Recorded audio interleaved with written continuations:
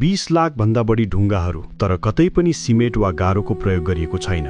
सुन्दा पत्याउनै गाह्रो पर्छ, तर झण्डै 1200 वर्ष अघि इन्डोनेसियाको जाभामा बनाइएको यो बोरोबुदुर स्तूप आज पनि विश्वकै सबैभन्दा ठूलो बौद्ध स्मारकको रूपमा खडा छ। यो कसरी बन्यो? किन यो सयौं वर्षसम्म ज्वालामुखीको खरानी मुनि पुरियो र यसको पछाडिको रहस्य के छ? आजको हिस्ट्री कथामा हामी यसैको खोजी गर्नेछौँ। 9औं शताब्दीमा शैलेन्द्र राजवंशको पालामा निर्माण गरिएको यो भव्य संरचना केवल एउटा स्मारक मात्र होइन, बरु बौद्ध कला र वास्तुकलाको एउटा अद्भुत नमुना हो। अचम्मको कुरा त के छ भने यी लाखौं ढुङ्गाहरूलाई एउटा पजल जस्तै एक अर्कामा इन्टरलक गरेर यो विशाल स्तूप बनाइएको हो। यसलाई आकाशबाट हेर्दा एउटा विशाल मण्डला देखिन्छ, जसलाई बौद्ध दर्शनमा ब्रह्माण्डको प्रतीक मानिन्छ। यसका 9वटा तहहरू छन्, जहाँ ढुङ्गामै बुद्धको जीवन र ज्ञानका हजारौं कथाहरू कलात्मक रूपमा कुदिएका छन्। स्तूपको सबैभन्दा माथिल्लो भागमा 72वटा सुन्दर घण्टा आकारका ससाना स्तूपहरू छन्, जसभित्र बुद्धका मूर्तिहरू शान्त मुद्रामा ध्यान गरिरहेको देख्न सकिन्छ।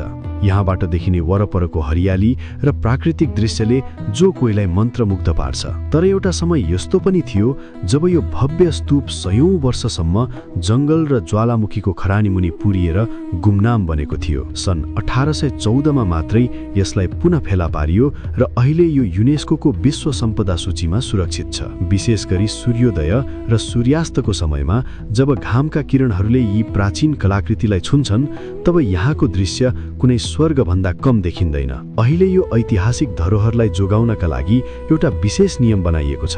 यसका प्राचीन ढुङ्गामा हिँड्दा तपाईले बाँसबाट बनेको विशेष उपानत चप्पल लगाउनु पर्ने हुन्छ। इन्डोनेसियाको जावा टापुमा अवस्थित यो महान स्मारकले आज पनि संसारलाई शान्ति र एकताको सन्देश दिइरहेको छ।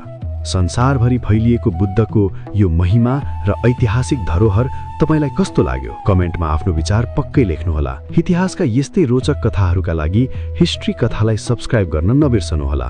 अर्को भिडियोमा फेरि भेटौँला।